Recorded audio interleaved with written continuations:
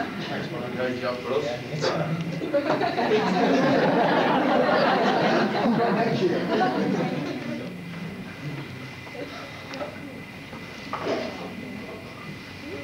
Next one. A very noisy one, you probably heard it. Really nice. I think everyone's heard it, the best man. Mr. Thacker, you upset the kicker today. Then he lost the ring. Worked with Rick for 5 years. I've got to say he's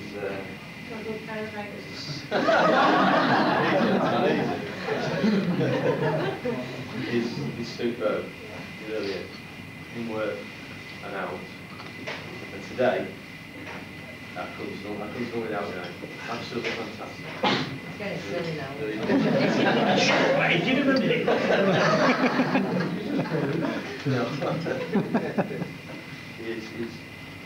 He said, pass him on. A rock. A what?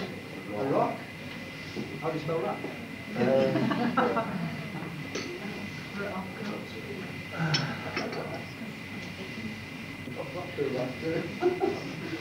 Oh, right.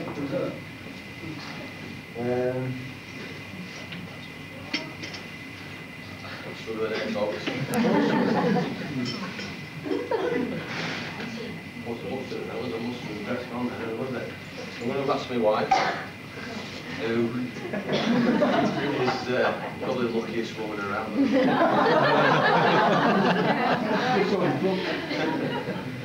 But I do regard myself as being probably one of the luckiest, even though else has.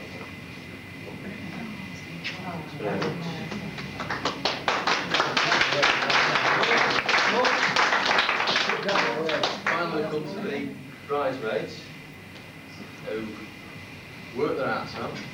Sorry?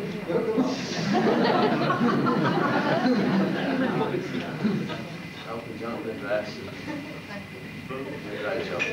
I'd like you to propose the toast to the bridesmaids, please.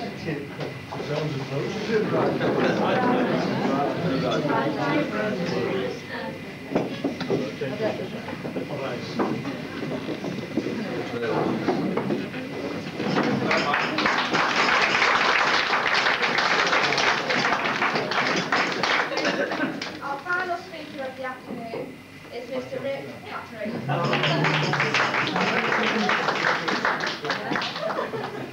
only bloody barricade, I can piss on there.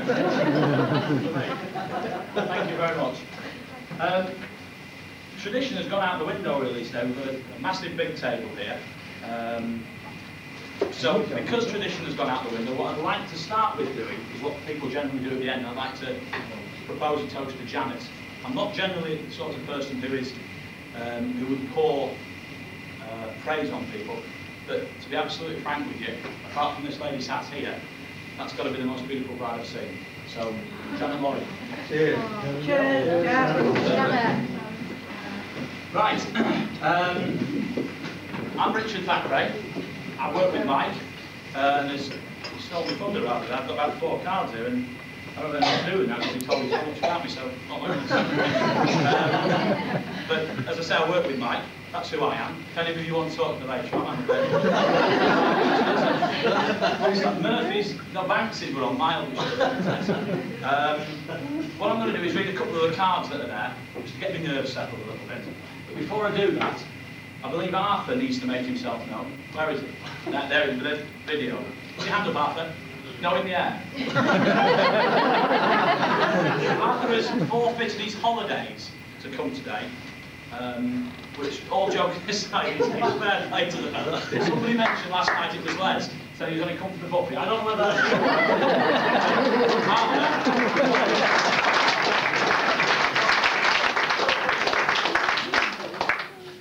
Okay, let's have a look at some of these. How long have we got? That shuts it up. Can you hold that one for and I'll start on one of these ones. I hope we've written block capitals. And if there's any money, I'll answer it. To Janet and Mike, all the very best, Dot and Arnold. Right. Janitor Mike, I think these are all going to be to Janitor Mike, so I'll leave that class out. Wishing you both a very long and happy life together. Lots of love, best wishes. Lynn, Mike, and Lenny. I'm not very good at reading. Leander. Sorry, I'm only joking. I wasn't.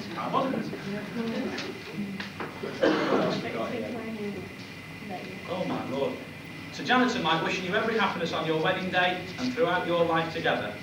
Lots of love and very best wishes from Julie, Stan and David and Helen. Yeah? Have you been looking this all in you? Yeah. So this is actually for you, this bit's for you. To Janet and Mike, hope you will both be very happy. Love, Audrey, Alan and Christopher. No money yet, Mike, I'm afraid. No pesetas or a draft of anything. To Janet and Mike, congratulations. Love, Andrea, Anne and Damon. Yes? Some recognition of Yeah. It's not dread or something. To dear Jan and Mike, love and God bless. Annie Hale? Annie Hale? Maybe not Annie Hale. Annie somebody. Annie gets fun. Annie Hall. Annie Hall. Annie Oakley. Right, thanks for that, mate. I do want to do a couple more of these. Wish list. Love and best wishes. Maureen, Jimmy, Steve and Andy. Yes? Yes! Oh, are you ready? I don't know, the right wedding. All the very best for the future. Love always, Helen and Phil. Yes. None of you will be laughing, you said. Jan and Mike, lots of love, luck and happiness. Oh, God. Jill, Barney, Donna, Daniel, Chris. So that's another wedding as well. Jesus, how many friends have you got? You've got this many friends. Don't need more. You stop talking. Very best wishes for the future with love, Auntie Anne and Uncle Fred. Yeah. So we are. My Emily's been having Auntie Anne and Uncle Fred. Well done. Congratulations and best wishes. Hope you all have a lovely day. Love from Auntie Margaret and Uncle Dave. Right, I'm doing that now. Okay. I think tradition, I know it's a strange culture that we're living in, I think tradition generally is for the best man to embarrass the groom as much as he possibly can. So with that in mind, as we're breaking with tradition, I didn't think we'd do that. So the speech that I wrote, it only took me 3 or 4 hours the other day. I think I'll actually put that one to one side for a moment. I do actually like it a lot of time. Don't read that one afterwards, Jenny. It's very, very cute. Do you know what Mavis said? Mike in his innocence said to me, love Mavis. Mavis said, in all fairness to it, Mike in his innocence said to me, listen, I've got a real problem. I need you to do something for me that involves going to the hotel. I want you to book in as me and do something for me. I said, right, okay, I'll do that for you, no problem at all. And my horrible mind is thinking all the time, oh yes, oh yes, Saturday all day in Mike's wedding suite. And Mavis pissed on my chips, didn't you? And I thought to myself, the end of the world would have been that they'd fallen out and you and John could have gone on their honeymoon. And then I thought, Janet's bikini. No, you're probably right to do that. You're probably right to do that. Okay. Yeah, on this tradition thing, I thought that, is it fair to embarrass that? It probably isn't, is it? It's not on me, it's the guy's best day. It's got to be the best day of his life, it's got to be the best day. So I'm going to leave out the massage part there. Yeah. I thought about that. I thought we'd leave out the sheep. I wouldn't mention that because no, it probably wouldn't go down so well, wouldn't sit so well. One of the ones I thought I would mention. Mike and I, I've stopped doing that since I've had the children, but Mike and I used to go out into town, I don't know, once every 6 or 8 weeks. And unfortunately what we used to do, because we didn't go out that often, we used to go straight from work, and we'd get changed at work and we'd go out. And neither of us, as you'll doubtless see later on, are a prestigious drinkers. We have 6 or 8 pints and then we're absolutely knackered, a lot of pair of them. And we found ourselves about 12:15, 12:30, absolutely blind. No change at all from the norm. And we were wandering aimlessly, like driftwood, around Mr. Smith's, bumping into people and hello and how are you and all the rest of the things that fellas do when they're out and drink. And I said to Mike, as the older station, I said, I think what we ought to do is take up station at the top bar and just prop ourselves up there and just see how things go from there on in. So Mike, being my lad, said, yeah, that's a great idea, we'll do that. Okay, so we're going to do that. So we make our way up to the top bar. Pint's here. This is where Lad's old pints have been. And Mike is actually walking around like that, so that he doesn't spill it. We're out here now. And we're propping up the bar there, like the lads do. You know, the lads do, and the girls know what goes on. We stand there, we're looking at the birds walking past and discussing what's going on there, you know, that nonsense. And I'm thinking to myself, I'm doing all the talking here, what's happening to him?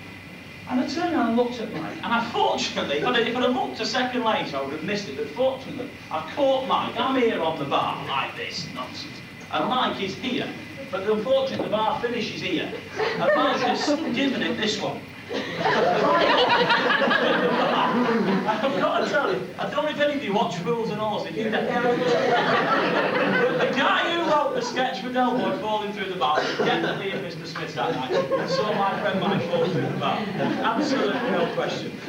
I'll tell you what, when he first came to work for us, Mike was a little bit shyer than he is now. Just only a little bit shyer. And those of you who know him a little better will know that God, in his infinite wisdom, gave Mike bad eyesight. However, he compensated because he gave him a bloody big pair of ears. Now, I said to Mike on a Saturday morning, this is what yes! I said to Mike on a Saturday morning, there's something got to go down to Red Star at the bank key. And I've said to Mike, I'm in the mire bit here, Mike, do you mind taking it? He said, well, have you driven a van before? It's only a transit van, it ain't that big, really, at the end of the day.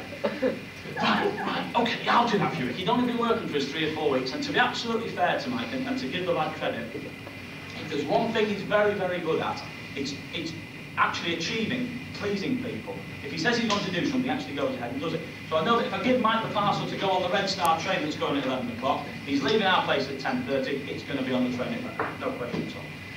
So he jumps into the van and he chugs out the place. And I'm thinking, right, Sam, that job is now done and I'm on to something else. And it gets to 11 o'clock and I'm thinking, I'm sure you're that by now. I told you. So I'm thinking to myself, it's like, he should have been back by now. And 11:15. Well, maybe no. He's not driven back before, he must be going. So about 11:30 he comes back in, and Mike is normally bouncy for there, but I'm bouncing in the place and all the rest of it. And he gets in about 11:30 and he is absolutely vexed, totally gutted. So what's up, son? He said, well, I'm doing the transit. I said, well, it's not the end of the world, is it? He's not doing the transit. He said, well, I've had a bit of a bump. I said, right. I said, how bad is it? He said, well, it's not that bad, actually. It's not the end of the world. I said, well, is the van marked? First of all, I think I said, is anybody hurt? Being a charitable type of guy, is anybody hurt? No, nobody's hurt. So I've not got a major problem yet. Is the van damaged? No. Right, so I'm clear, I'm out of it now, I've not got a problem. So what happened? Well, I've dropped the parcel off, I've got back into the van, put the van into reverse, and I've come out the parking spot and banged into a guy in an old Capri. Hey man, these things happen. You know, it's only a van and a car. And he still looked vexed. I thought, I'll tell him this, and then suddenly the problems will, and relief, but none of it. Absolute horror story. I said, Mike, what's the problem? It's a van. He said, well, I couldn't get the van out of reverse. So I backed into him again. all right. So he's got an old van and an old Capri. We're looking at 200 quid at the most. So he's not the end of... Well, unfortunately, Rick, couldn't get the van out reverse again. Backed into him again. But it was only the 4 times he managed to get it. And apparently, the capri that he backed into, the panel has caved in a little bit, but all over the floor is all the rust and nonsense, polyfiller and all that stuff that's on the inside. Pictures of worry. I'll tell you the thing, I wasn't going to put this out, keep that every now. He's not one, Mike, for keeping his cool under pressure.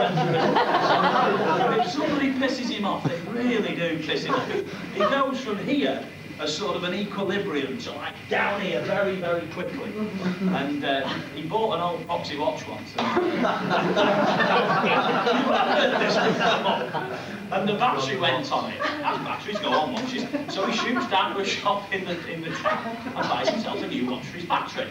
Battery for his watch, thank you. That's why you're here. A new battery for his watch. And he comes back to work and everything's all honky-dory and he's done it and he's popping about the place. And I said to Mike, knowing what the setup was, what's the time? And he said, effing hell, your watch has stopped. I said, well, what do you mean your watch has stopped? You've just been out for your dinner, because he very rarely goes out for dinner. Excuse me, very rarely goes out for his dinner. He's been out for his dinner because his watch has stopped, so he buys himself a new battery. Half an hour later, the watch has stopped. I said, you don't want to take this off these people, mate. These people who trade up and down, God forbid there's any here. These people who trade up and down all the day, they're taking the piss, they're taking good money, selling you done goods. What is it? You're right, Rick. You're right. I'll get onto him tomorrow. So I'll tell you what, mate. Get in the car now and get right up there and give it to him. Oh, yes, get in the car. Right, I'll do that, right. He gets his watch and gets the car keys and gets into the car and drives up to Orford Lane and sticks the car on double yellows, bounces in the door and says, oi, you're well out of order, mate. I bought this bloody watch off you, the battery off you for my watch, an hour ago, and the bloody thing's not working. And the guy behind the counter has seen this hundreds of times. Sorry, mate, held up with the batteries, must be the watch. Now, Mike's only had the watch 6 or 8 months. Battery runs out, puts a new battery in, it works, and then it stops. So we've got some sort of conflict of interest. No, it's not the bleeding watch, it's the battery. The battery's back, and you saw me a dud battery, it cost me £3 and you're not on. Sorry, mate, it's your watch. And the shop, unfortunately, it's all fortunate, I suppose, depending which way you look at it, it's full of the time. Don't buy anything off this bastard! He's murdered this guy, that's the answer on you, you're well out. Just give me, take the back off and check it. Take the back off and check it. I won't take the back off because there's something wrong with the watch. Right, give me money back. Oh, money back, right now. Don't have your money back, mate. I'll give you my battery and I want money back. Right? Don't buy anything off him. Buy the batteries because he's not on, he's out of order. So eventually, after immense embarrassment, the guy decides to give him his £1.75 back. Now, he comes back, Mike, and this, I think he'd only been with us 18 months at the time. And Mike came in, and he was absolutely made up of himself. He came and said, I've done it. I got my money back. What still isn't working? I've got £1.75, and I've won the day. And what he didn't know is that Philip in the corner had actually taken the battery out of his watch. And all I wish for is that I could stand here and say that the guy in the shop had taken the battery off. Somewhere,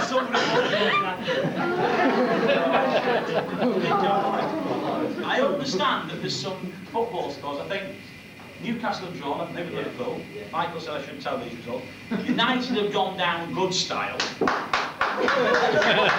And as a result of that, I'll try one of these little ditties as I have up my sleeve.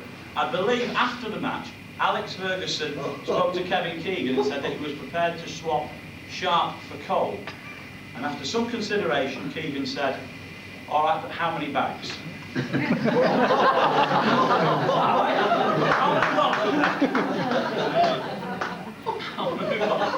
well, I didn't think it would be interesting. I'll take my trench. I'll bet you what you get. Last night we met in the boozer, did we not, Les? Lester Piggott's old fella. And Les would not tell you a lie, he's divvied up and he would not tell you a lie. Lester Piggott's old fella gave us 2 at the tip and it's gone down today. Which is very unfortunate. But there you go, sorry about that, Johnny. It did go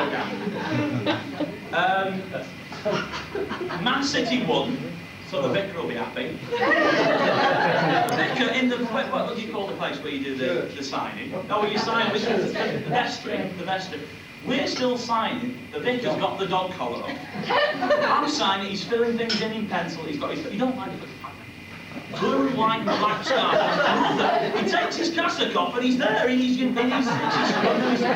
light blue, his brother. While we've come on to football, there is something that I really must mention. Mike, as a sportsman, as a golfer, is a superb golfer, and in all seriousness, in all sincerity, it is a crime that somebody with the ability that he has got to play off such a low handicap is handicapped by working 5.5 days a week, 8.5 hours a day, that he can't practice, and that truly is a crime. However, one thing that myself and Mr. Jones witnessed once was his debut for Greenall United, which was something to behold, ladies and gentlemen, let me tell you. Let me share it with you.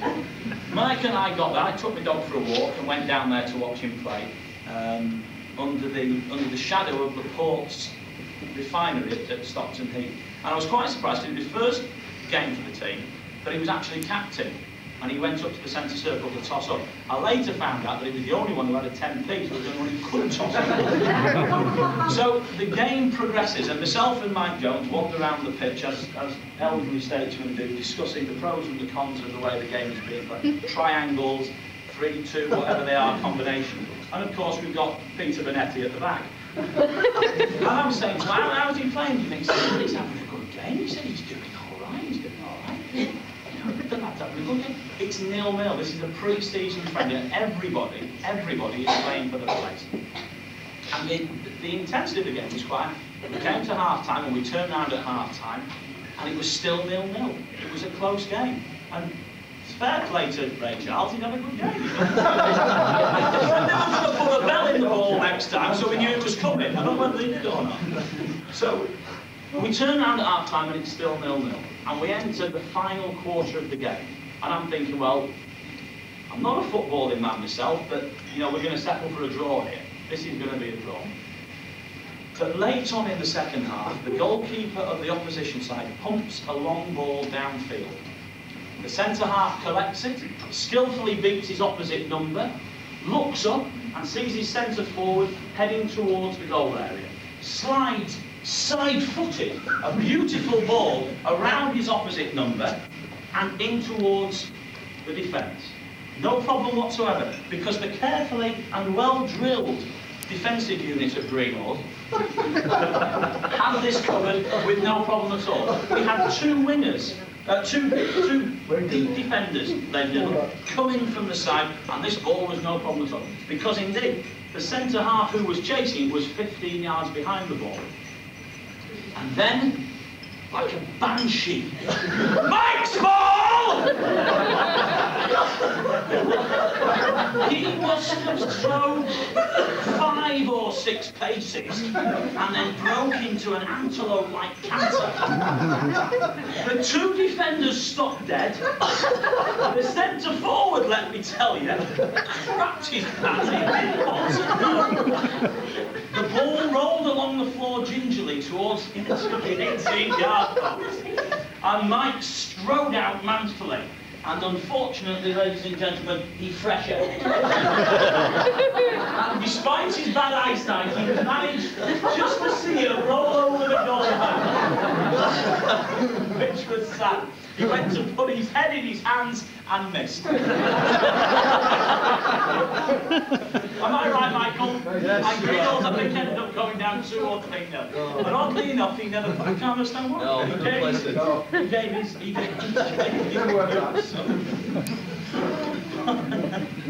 What I thought about earlier on was that I guess most of us here, I think the majority of people who are here are married. And I thought about the marriage vows. I actually thought about them while I was sat in there. They are quite poignant. And then I thought about marriage vows with you. I thought about this morning. And I thought, I've got to hang on to this for this. Does Janet know what she's let herself in for? Janet, what was going through your head at the time? Maybe I can suggest. I may be wrong, but let me suggest. for better, for worse.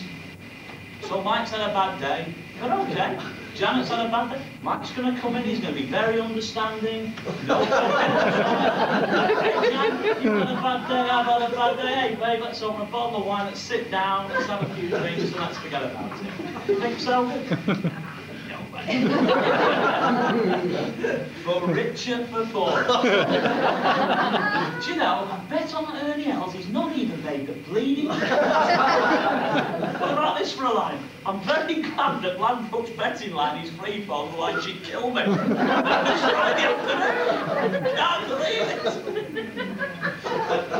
Christ, I should have bet that horse each way. Unless the biggest dad gave him a duffer last night. And I bet on it as well. And here's the classic. Here's the classic. In sickness and in health. And I thought to myself, this is the guy. Now you lot aren't going to know this. I thought this afternoon. Let me just stop from sickness now. I thought this afternoon that I spend, I don't know, 8, 9 hours a day with you. I spend almost as much time with you, John, unfortunately, as you do. Don't go for the same things. Yeah, we're going to talk about that. Back to page 1, I think. We spend as much time together as Janet and Mike and I do.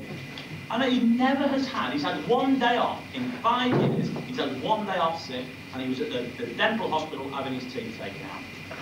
But what I thought to myself was, he eats reasonably well, but if Janet cooks him a dodgy meal, this isn't in keeping with the afternoon or something, but God, it stinks. And if she cooks him a dodgy meal, in sickness and in health, on your back. Listen, there's 2 things I've got to say. I've known Janet for 5 years, I've known Mike for 5 years, and I hardly know her at all, really. I've been out with them 3 or 4 times, we've been out, if that, been to the races and did dum-de-dum. But I'm really, really glad that Mike's marrying Janet. If only for the fact that it's not one of them ugly birds I've seen.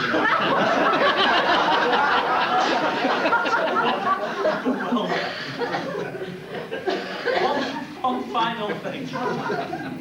One final thing. When he first came to work...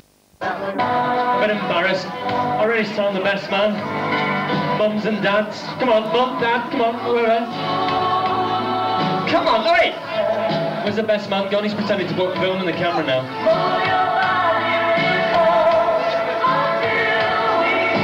Come on, where's your other half? Let's have some more couples up here now. Some more couples. I want to see some more of you. Mums, dads. It's the Righteous Brothers.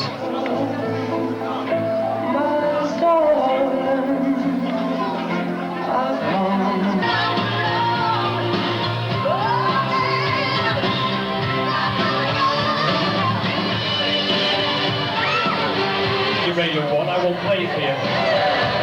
Well, not enough nicely.